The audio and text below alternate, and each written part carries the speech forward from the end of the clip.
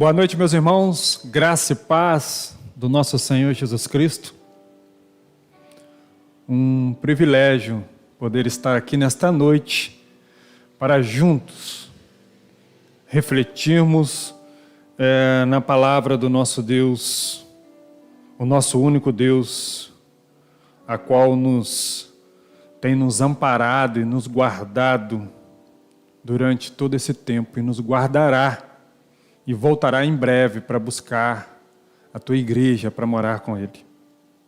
Eu queria te convidar, neste momento, a você pegar a sua Bíblia e junto comigo refletirmos as belezas do Senhor contido aqui na primeira carta de Paulo aos Coríntios, capítulo 5, do versículo 6 ao 8, nós vamos dar continuidade à nossa série de mensagem, Igreja Sem Fermento.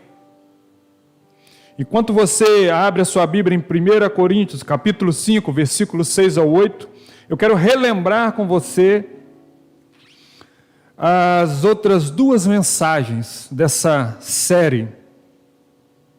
A primeira foi uma igreja sem o fermento da hipocrisia. A segunda foi uma igreja sem o fermento da incredulidade. E hoje nós vamos meditar sobre uma igreja sem o fermento da impureza.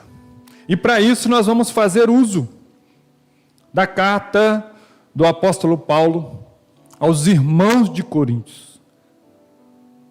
Capítulo 5, versículos 6 ao 8, vai ser o trecho dessa carta, desse capítulo, a qual nós vamos meditar. O capítulo 5, ele tem 12 versículos. Nós vamos trabalhar os 12 ao longo da nossa reflexão, mas eu queria agora, de início, ler 3 versículos, 6, o 7 e o 8, e você continua com a sua Bíblia aberta, para que nós possamos assim juntos meditar na palavra do Senhor. O versículo 6 vai dizer assim, apóstolo Paulo: o orgulho de vocês não é bom. Vocês não sabem que um pouco de fermento faz toda a massa ficar fermentada? Livrem-se do fermento velho, para que seja uma massa nova e sem fermento, como realmente são, pois Cristo, o nosso Cordeiro Pascal, foi sacrificado. Por isso celebramos a festa não com o fermento velho, nem com o fermento da maldade e da perversidade, mas com os pães sem fermento, pães da sinceridade e da verdade. Amém? Vamos orar ao nosso Deus? Pai, nós te louvamos, Senhor. Nós rendemos graças ao teu nome.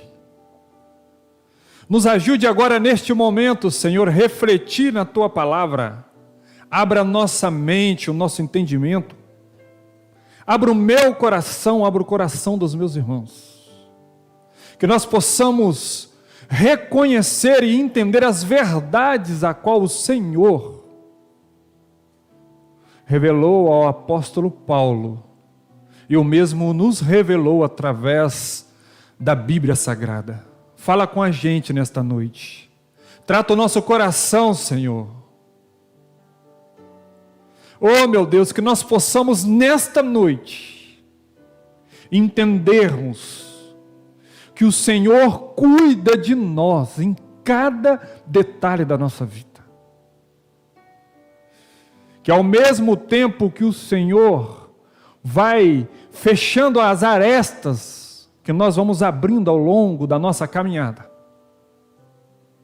o Senhor vai cuidando, o Senhor vai nos preparando, e o Senhor vai nos usando durante esta caminhada cristã. Por favor, Senhor, trata conosco nesta noite, use a tua palavra, que os meus irmãos possam entender que é a tua palavra, e é ela que faz toda a mudança que o ser humano precisa em nossas vidas. Por favor, fala com a gente. É a nossa oração nesta noite. E nós oramos em nome do seu Filho amado, Jesus Cristo.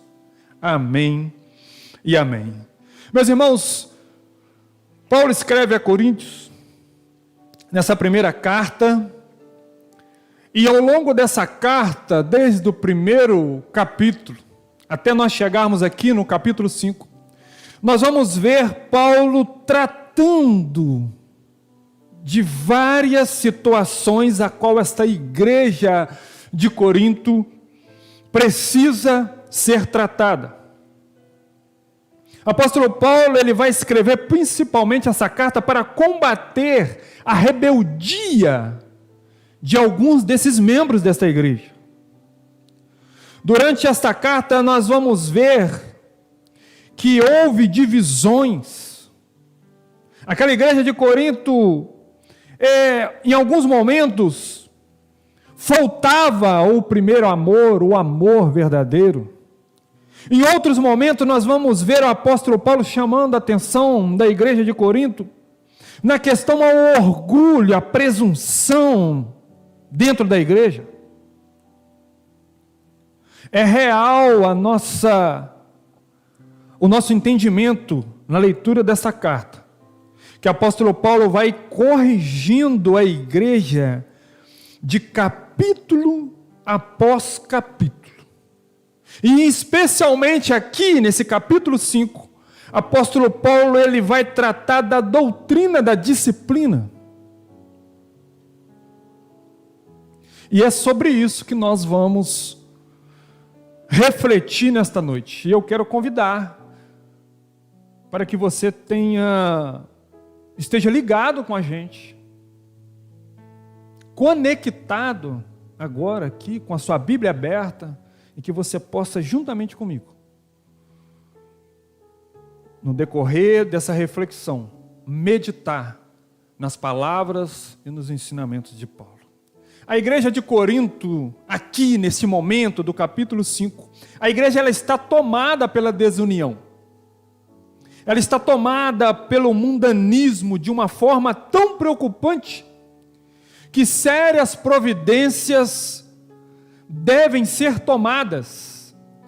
E devem ser tomadas com urgência. Essa é a fala do apóstolo Paulo, já no primeiro versículo do capítulo 5. Olha comigo aí na sua Bíblia, o que o apóstolo Paulo fala no início desse capítulo. Ele diz assim, olha, por toda parte se ouve que há imoralidade entre vocês. Imoralidade que ocorre nem entre os pagãos, a ponto de alguém de vocês possuir a mulher de seu pai. Paulo aqui neste momento, ele recrimina a igreja, e Paulo ele denuncia o pecado de incesto que estava acontecendo dentro da igreja de Corinto. E aí, para que nós possamos entender o que significa esse pecado, o pecado de incesto é um pecado, é uma relação sexual entre parentes, consanguíneos ou afins, relação entre parentes dentro dos graus em que a lei, a moral ou a religião proíbe e condena, e isso estava acontecendo dentro da igreja de Corinto. E Paulo ele diz que nem os pagãos ousavam cometer tal imoralidade. E aqui, quando nós vamos ver a historicidade do texto, nós vamos entender que, ainda que a cultura greca-romana, nos dias de Paulo, tolerasse discretamente uma vasta ordem de atividades imorais, Paulo aqui nessa carta, neste capítulo, ele diz que o incesto é condenável não apenas pela lei de Deus, e esta lei nós vamos encontrar lá em Deuteronômio, capítulo 22, no versículo 30, que diz assim: nenhum homem poderá tomar por mulher a mulher do seu pai, pois isso desonraria a cama de seu pai. Mas Paulo não está falando da lei, e Paulo está falando também que dos princípios do mundo, nem os pagãos, nem os ímpios, tolerava discretamente esse tipo de pecado. Quando faziam e se faziam escondido, porque eles discriminavam isso. A problemática da igreja de Corinto não era só a imoralidade de um de seus membros. Ao decorrer da leitura nós vamos ver que havia um outro problema. O problema também era a arrogância da igreja ao tolerar e aceitar a prática deste ato incestuoso. Acompanha comigo o que Paulo vai dizer no versículo 5. Paulo, ele dá ordens para a igreja expulsar esse transgressor do meio, do seio da igreja. E ele diz assim no verso 5: entregue esse homem a Satanás, para que o corpo seja destruído e o seu espírito seja salvo no dia do Senhor. E aqui há um detalhe para que nós possamos tomar conhecimento, é que essa expulsão, ela visava ao arrependimento e à salvação daquela pessoa que se encontrava em pecado.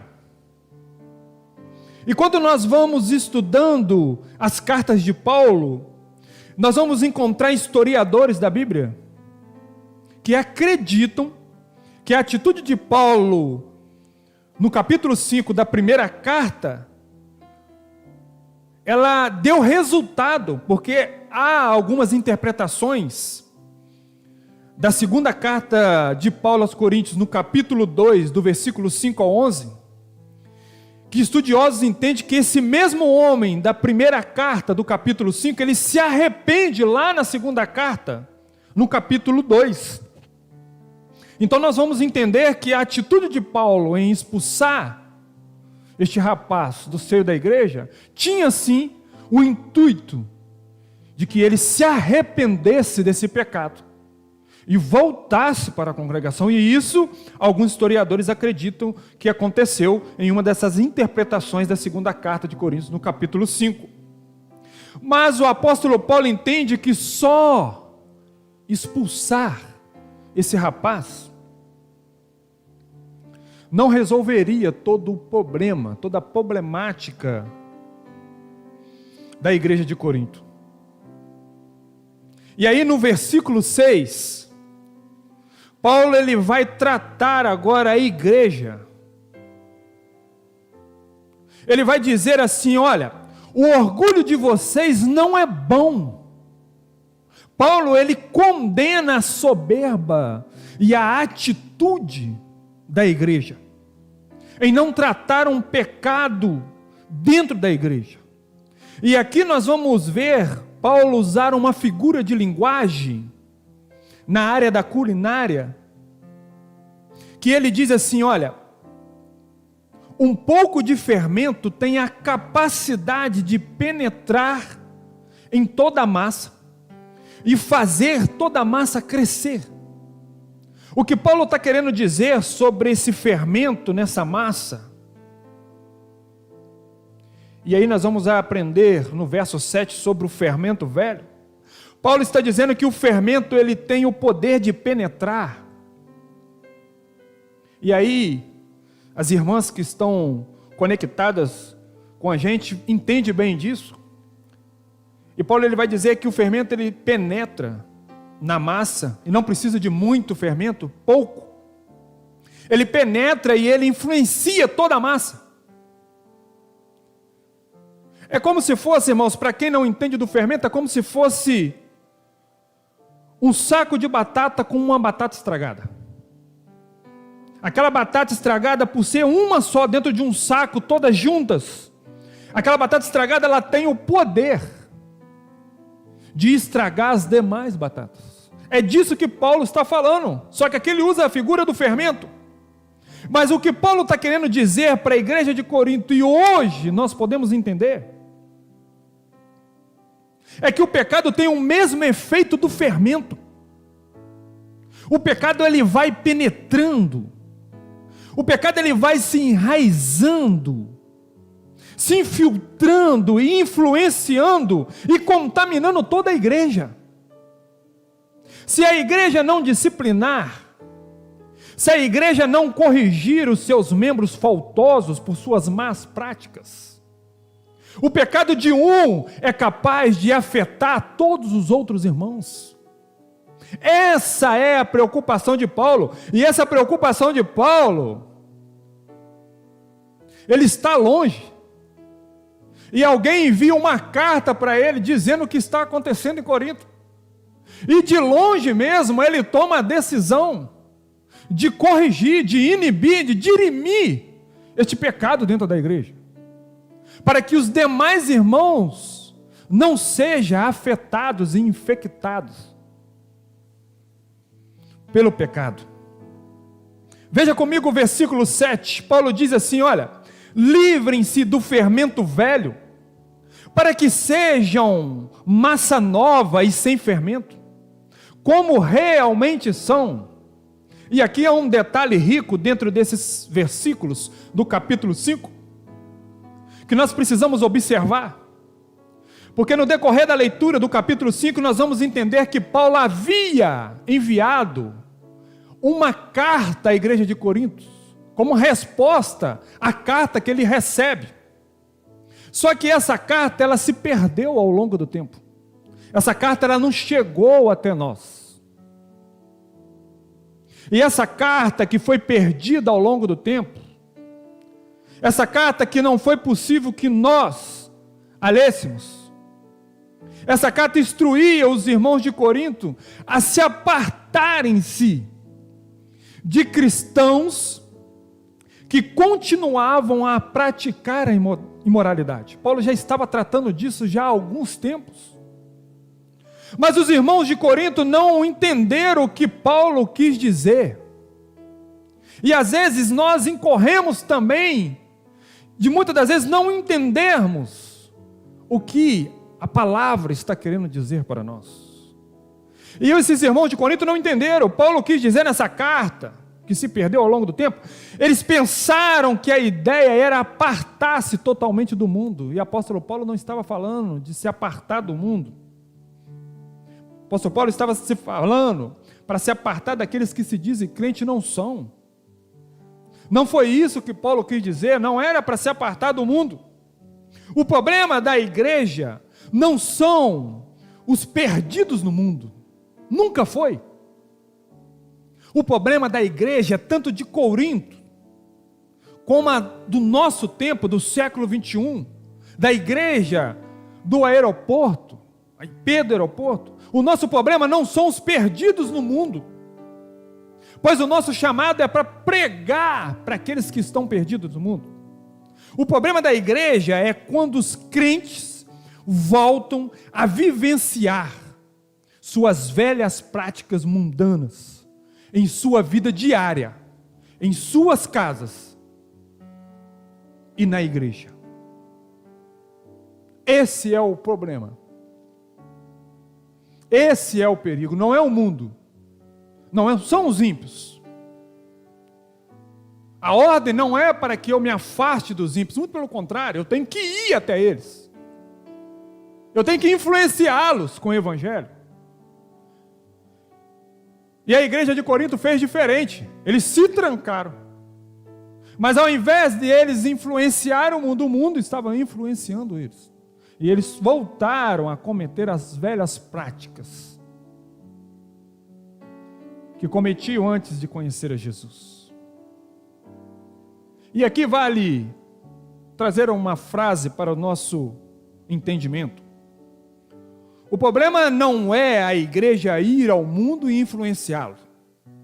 O problema é quando o mundo influencia a igreja e a faz perder os seus valores.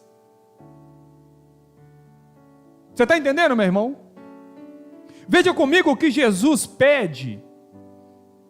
Na verdade, o que Jesus roga ao Pai, você vai entender que o apóstolo Paulo ele estava totalmente conectado à fala, o ensinamento de Jesus, a igreja de Corinto que entendeu errado. Jesus, em João capítulo 17, do 15 ao 18, vai dizer assim, olha, em uma de suas orações, ele diz, não rogo que os tire do mundo, mas que os proteja do maligno. Eles não são do mundo, como eu também não sou, santifica-os na verdade, a tua palavra é a verdade. Assim como me enviaste ao mundo, eu os enviei ao mundo também. Grave essa frase. O problema da igreja não é o mundo, o problema da igreja não é o ímpio. O problema da igreja é quando o crente traz o mundo para dentro da igreja. Nós temos que influenciar o mundo com o evangelho, mas não podemos ser influenciados pelo mundo dentro da igreja. As pessoas, meus irmãos, as pessoas não nos faz pecar. Não faz. As pessoas, elas têm o poder de revelar o pecado que já está no seu coração, escondido, guardado por você. E às vezes nós usamos essa mentira, quando nós falamos, não, eu não lido mais com o meu antigo amigo, eu não saio mais com o meu colega, que não é cristão, porque ele me faz pecar. Não te faz pecar. Ele só tem o poder de revelar o que está oculto no seu coração. Nós precisamos estar com eles. Nós precisamos influenciá-los. Nós precisamos impactá-los. Não com as nossas palavras, não com o nosso conhecimento, mas com o evangelho verdadeiro de Jesus Cristo. Esse sim tem o poder de influenciar qualquer pessoa no mundo. O problema da igreja de Corinto não estava do lado de fora da igreja. O problema da igreja de Corinto não eram os ímpios. O problema da igreja de Corinto estava dentro da igreja. O problema da igreja de Corinto eram os que diziam ser irmãos, mas não eram irmãos. Esse era o problema da igreja de Corinto. E talvez seja o problema de muitas igrejas no século 21. E eu queria, junto com vocês, destacar, enfatizar duas ações que são necessárias para removermos o fermento velho da igreja. Para removermos o fermento velho da igreja e removermos o fermento velho da nossa vida.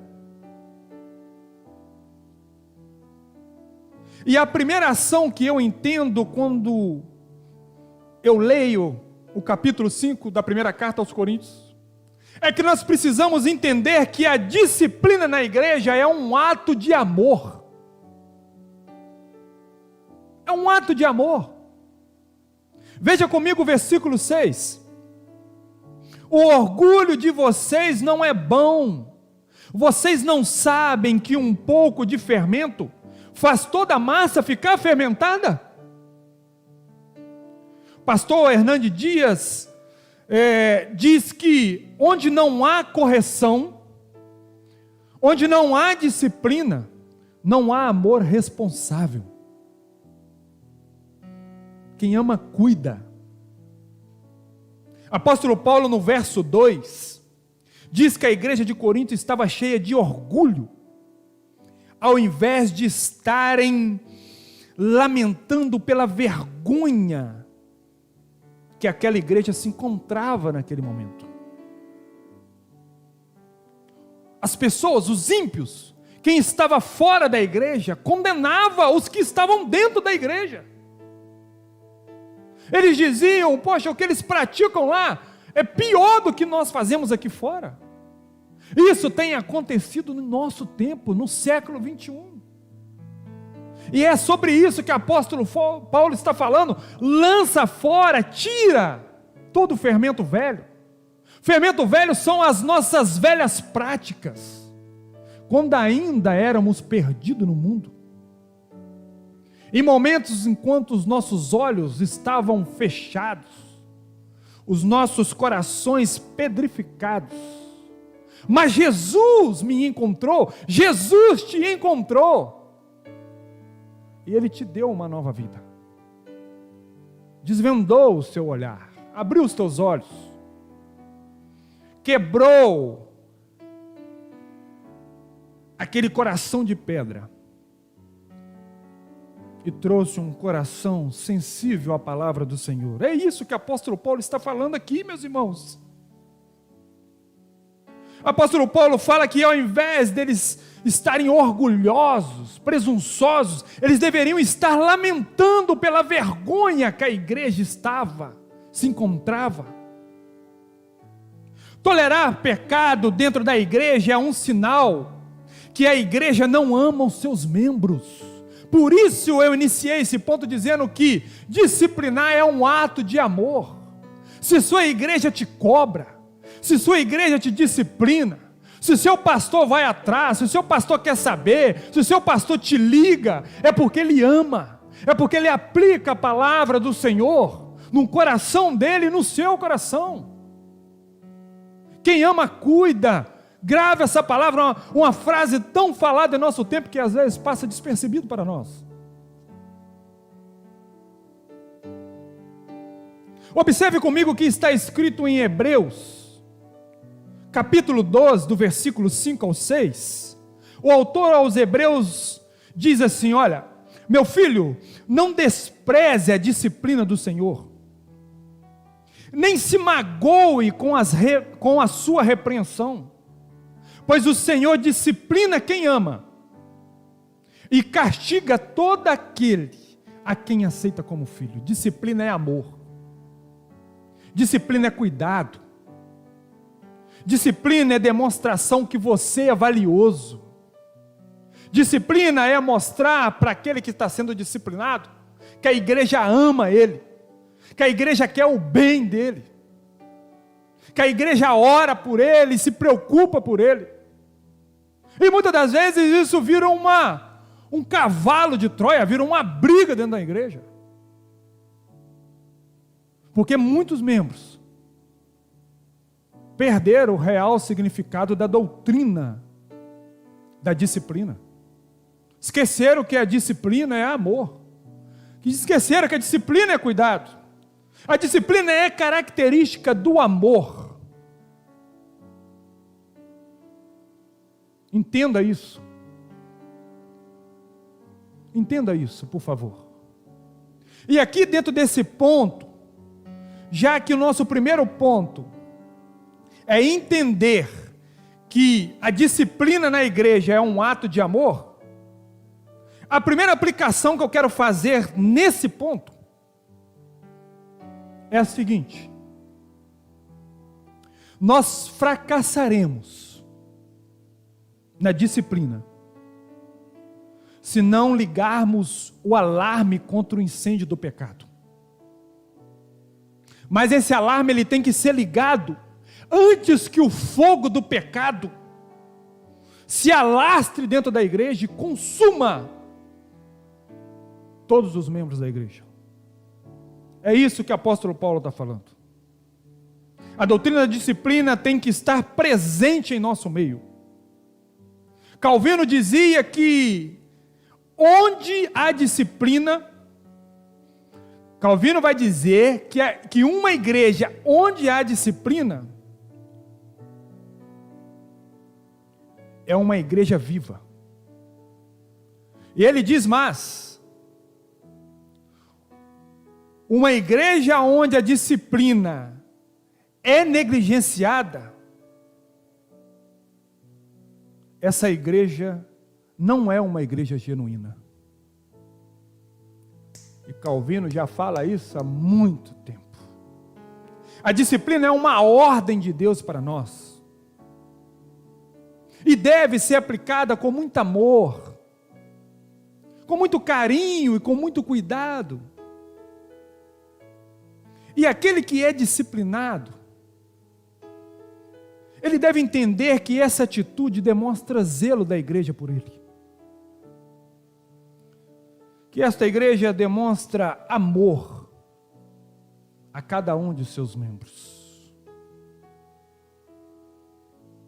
Escute uma coisa, meu irmão. A disciplina, ela tem o poder de tirar de dentro da igreja a ação sedutora da influência do mundo. A disciplina manterá intactos os valores bíblicos que a igreja não pode perder enquanto aqui nessa terra está. Eu vou repetir essa frase para você. A disciplina tem o poder de tirar de dentro da igreja a ação sedutora e de influência do mundo. A disciplina manterá intactos os valores bíblicos que a igreja não pode perder enquanto aqui nessa terra estiver. Então, se o primeiro ponto é entender que a disciplina é amor, é um ato de amor, e aí esse primeiro ponto ele está conectado com a liderança da igreja, ele está conectado com a igreja, o movimento eclesiástico. Eu vou trazer agora o segundo ponto, que tem tudo a ver com a minha vida e com a sua vida. O primeiro conectado à eclésia, à igreja. E o segundo conectado a mim e a você. Segundo ponto é entender e aplicar o significado da cruz em nossa vida diária. Eu sei que você já ouviu essa frase várias vezes, talvez até da minha boca mesmo. Entender e aplicar o significado da cruz em nossa vida diária. Mas eu tenho uma aplicação para a sua vida com base nesse ponto. Veja comigo o que Paulo vai falar no versículo 7. Ele diz assim: livre-se do fermento velho, para que sejam massa nova e sem fermento, como realmente são. Pois Cristo, nosso Cordeiro Pascal, foi sacrificado. Sabe o que Paulo está querendo dizer aqui, irmãos? Paulo está querendo dizer para nós que Cristo fez novas todas as coisas através da sua morte e da sua ressurreição. É isso que Paulo está falando aqui no versículo 7. A cruz pôs fora de ação os pecados daqueles membros da igreja de Corinto. A cruz pôs fora de ação os meus pecados, os seus pecados. E aqui, meus irmãos, nós estamos falando não é dos pecados antigos, nós estamos falando dos pecados antigos, do agora e do amanhã. Só que você precisa praticar na sua vida a cruz e o sepulcro vazio. Porque muitas das vezes nós olhamos para a cruz, nós sabemos o significado da cruz, mas não olhamos para o sepulcro vazio. E é sobre isso que nós vamos falar aqui. Olha o que o profeta Isaías, no seu capítulo 53, ele vai falar. Me parece que o profeta Isaías, nessa temática do 53, parece que ele entendeu o que os irmãos de Corinto não entenderam. Parece que Isaías, no capítulo 53, entendeu algo que às vezes muitos dos nossos irmãos do século 21, de várias igrejas neste mundo, ainda não entenderam. Olha o que ele diz. Ele diz que Jesus foi transpassado por causa das nossas transgressões. Ele foi esmagado por causa das nossas iniquidades. Ele diz que Jesus, ele foi castigado para nos trazer paz. E por conta das feridas que foram feitas em Jesus, por conta das feridas, nós fomos curados. Sobre Jesus, no momento da crucificação, estavam todos os nossos pecados. Ele foi oprimido e afligido pelo povo da igreja de Corinto, por mim e por você, que me escuta agora nesta noite. Isaías entendeu isso há muito tempo. Eu preciso entender e praticar isso. Você precisa entender e praticar isso. A aplicação que eu faço nesse ponto 2, com base em jogar, tirar, lançar fora o fermento velho, reconhecendo que o fermento velho são as nossas antigas práticas antes de conhecer Jesus, sabendo que Jesus levou sobre si todos os nossos pecados, nossas enfermidades. Com tudo isso, eu quero aplicar este ponto dizendo que nós precisamos entender, nós precisamos aplicar a realidade da cruz em nossa vida diária, porque não adianta aplicar a cruz no domingo quando vem para o culto, e durante toda a semana as nossas atitudes, nossas práticas são indiferentes à cruz. Nós precisamos aplicar a realidade da cruz em nossa vida diária, em nosso bate-papo, na escola, na empresa onde trabalhamos, com os nossos vizinhos. As pessoas precisam ver em você a realidade da cruz. As pessoas precisam ver em mim e em você a mudança que a cruz é capaz de fazer na sua vida. Mas não é só a cruz, porque quando nós olhamos para a cruz e não olhamos para o sepulcro vazio, nós perdemos a maior essência.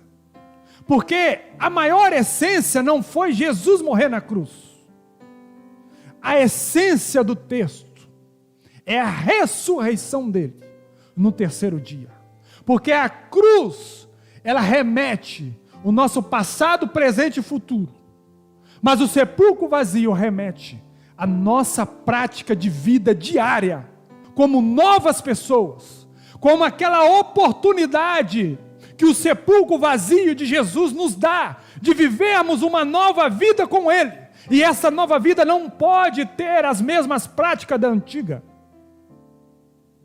É isso que nós temos que entender.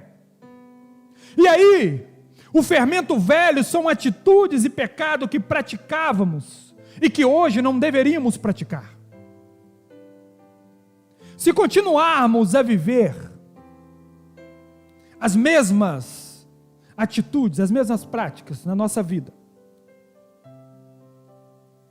se nós continuarmos a viver, a praticarmos o que hoje não deveríamos praticar, se continuarmos a viver a mesma vida, seremos iguais aos saduceus, seremos iguais aos fariseus. É isso que Paulo quer tratar com a gente nesta noite.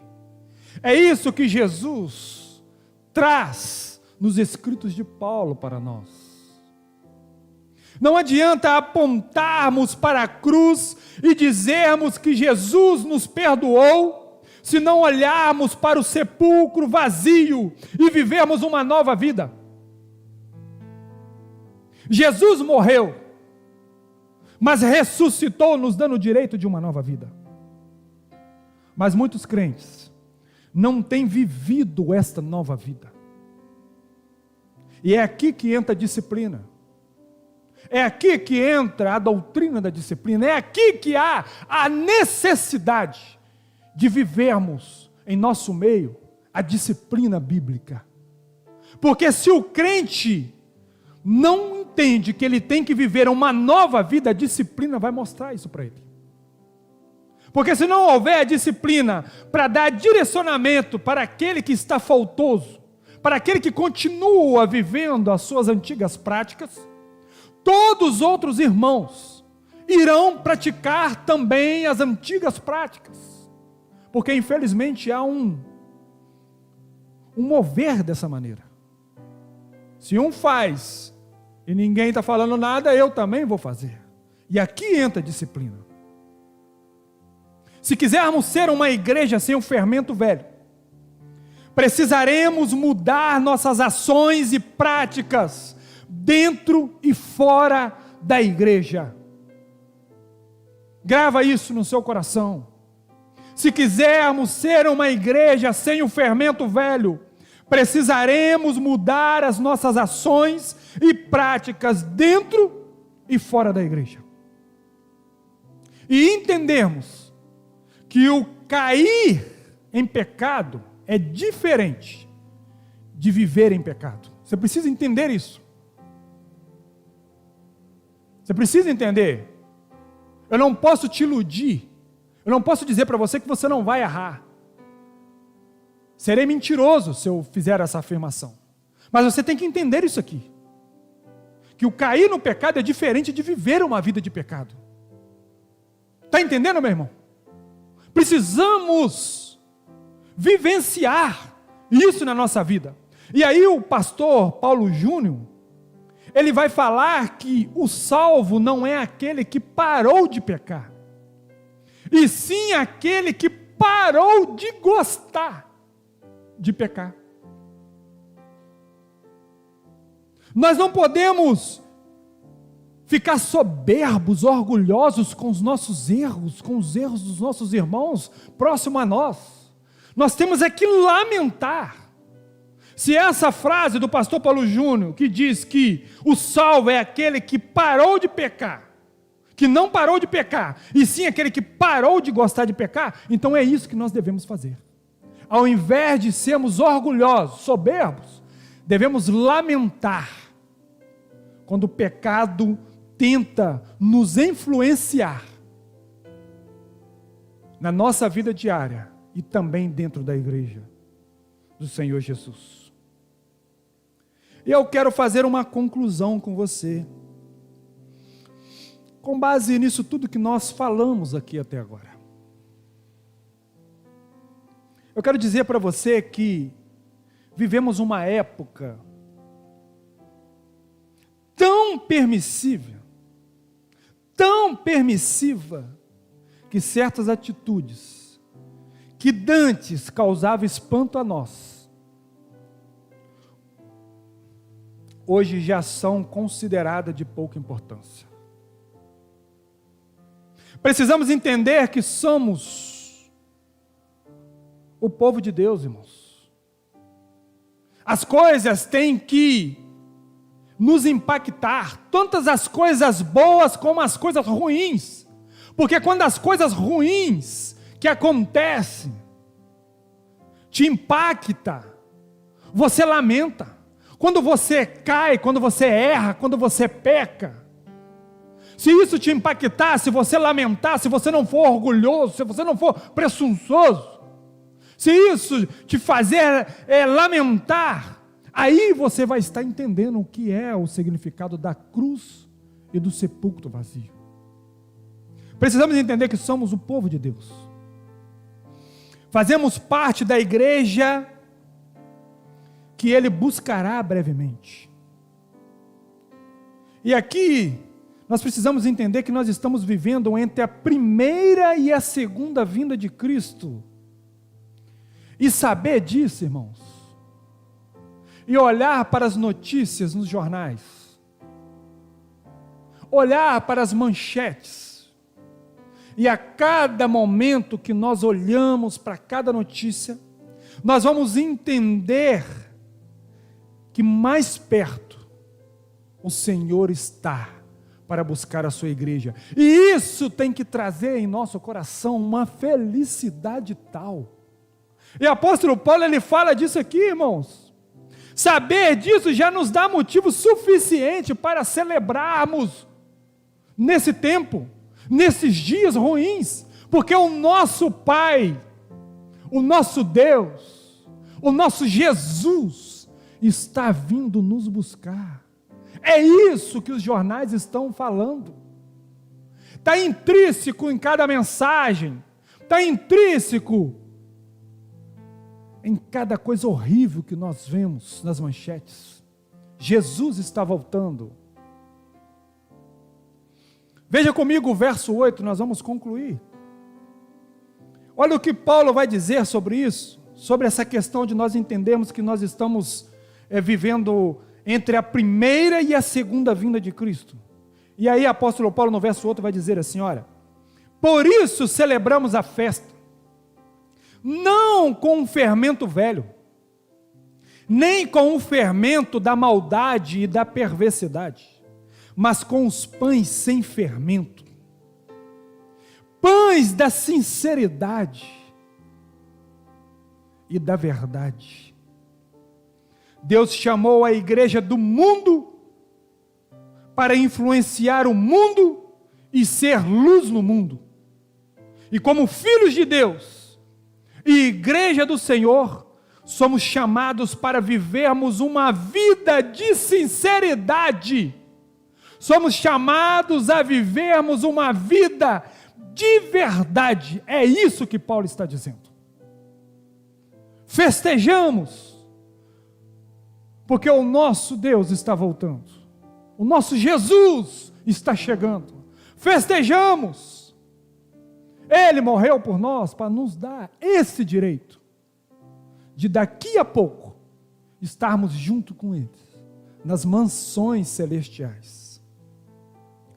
Que Deus nos ajude, que Deus nos proporcione condições para evidenciarmos em nossa vida diária a verdade e a sinceridade. Amém? Eu tenho uma palavra para você nesta noite que não é membro da nossa igreja, para você que não conhece Jesus de perto, para você que por várias vezes ao longo dessa pandemia tem entrado de live mais live, tem ido não fisicamente, mas virtualmente, em várias outras igrejas, mas você ainda não teve um encontro com Jesus. Eu quero te dizer uma coisa, você precisa fazer isso hoje, você precisa fazer isso agora, porque Jesus está voltando. Deixa eu te falar uma coisa para você, se em algum momento você já esteve dentro de uma igreja, e você se decepcionou, você viu algum movimento indiferente, você olhou e viu que esse fermento velho estava ativo dentro da igreja que você estava. Eu quero dizer para você que Jesus está voltando. E Ele limpará todo esse fermento velho. E eu quero dizer para você que tem uma responsabilidade sobre os seus ombros, sobre os meus ombros. Não para você que ainda não é crente, mas para nós que somos cristãos, de entendermos que nós temos que se livrar das más práticas, pois são as más práticas, são as nossas, no vez de nós descontinuarmos, nós voltamos a praticar, quando nós olhamos para a cruz e negligenciamos a cruz e o sepulcro vazio, nós deixamos de alcançar os nossos visitantes, ou muitas das vezes tiramos do nosso meio pessoas que precisavam ser alimentadas pela palavra de Deus. Eu quero fazer um convite para você que entrou na nossa live hoje, ou tem entrado ao longo do tempo. Aceite a Jesus. Você não precisa estar aqui numa igreja física, até porque a nossa igreja está de portas fechadas por conta da reforma. Você pode fazer aonde você está aí agora. Jesus está aí. Jesus está aí. Se você for olhar o seu contexto, desde o seu nascimento, você vai entender que quando você nasceu, a morte nasceu junto com você. Quando você aprendeu a andar, a morte andava junto com você. Quando você aprendeu a pedalar a bicicleta, a morte estava ali do seu lado. Qualquer momento você poderia cair da bicicleta e bater com a cabeça e morrer. Você cresceu. Várias situações a morte lhe proporcionou para tirar a sua vida. mas o Espírito Santo do Senhor cuidou de você em cada detalhe. E você está aí agora nos ouvindo. Eu quero dizer para você, foi Ele que te trouxe aqui nesta live. Foi Ele que proporcionou para você esse momento. Agora tome uma atitude. Aceita Jesus no seu coração. Pois a morte está rodeando-nos. Ela quer tragar a nossa vida, a todo tempo e a todo momento. E é Jesus que tem te mantido de pé. É Ele que tem te livrado do mal que te rodeia, desde o momento que você levanta, até o momento que você deita. Jesus é a solução para a sua vida. Jesus é capaz de mudar qualquer coisa que você esteja pensando, passando, ou que terá que enfrentar amanhã se o dia nos pertencer. Jesus é a solução. Aceite Ele. E eu quero orar com você. Se você sentir no coração, ligue para a gente. Manda uma mensagem aí no YouTube, nós vamos até você, nós vamos te procurar. Como o André diz, não anda sozinho. Nós estamos aqui para te amparar, para te ajudar nessa caminhada. Se você não quer mandar uma mensagem, vem aqui na igreja. Das 8 horas da manhã até as 18, nós estamos lá no fundo da igreja, a secretaria está aberta. Durante esse tempo, vem orar com a gente. Vem falar com a gente. Vamos ler, vamos examinar a palavra. E vamos viver aquilo que Deus tem para a nossa vida. Amém? Eu quero orar com você. Pai, nós te adoramos. E nós reconhecemos o teu poder sobre a nossa vida. Tu és soberano. Tu és o Deus que cuida, que guarda, que protege. Tu és o Deus que muda a história. Tu és o Deus, o único Deus, que é capaz de nos limpar e de tirar do nosso meio o fermento velho, as más práticas, as antigas práticas que outrora praticávamos e que hoje não deveríamos praticar. Ajuda-nos, Senhor, a receber de Ti, através da igreja, a Tua disciplina. Prepara o nosso coração, para que tenhamos um coração moldado pelo Teu Espírito Santo. Eu lhe rogo, Senhor, que vá ao encontro agora de cada casa, cada irmão, cada família que está aqui conectado. Pai, vai ao encontro, traz transformação. Se alguém se sentiu impactado com esta palavra, se alguém olhou para dentro de si e entendeu que pratica as velhas, as antigas obras do velho homem, que o teu Espírito Santo adentre o coração dessa pessoa e transforme essa pessoa e traga ela para nós, para que nós possamos cuidar dela. Prepara o nosso coração. Leva a gente para um outro nível de intimidade contigo. Precisamos de Ti a todo momento, a todo tempo. Nos conduz, Senhor. Cuida da gente. Cuida do nosso coração. Continua essa transformação até que o Senhor venha. Nós precisamos ser melhores. Precisamos evidenciarmos em nossas vidas a sinceridade e a verdade, como o apóstolo Paulo disse aos irmãos de Corinto. Vá ao encontro dos meus irmãos. Traga paz. Traga resolução de problemas. Se há alguém, se há algum dos meus irmãos que tem algo para ser resolvido na segunda-feira e que não sabe como resolver, Pai, o Senhor pode trazer resoluções aos problemas. Faz um milagre. Faz um milagre tanto natural, proveniente das suas mãos sobre homens e mulheres, como também o seu milagre sobrenatural, que só o Senhor é capaz de fazer. Muito obrigado por este momento. Continua com a gente e continua nos moldando. Nós oramos assim em nome de Jesus. Amém e amém. Deus abençoe a sua vida. Deus abençoe o seu lar. Deus te abençoe. E que o Espírito Santo fale melhor ao seu coração. Amém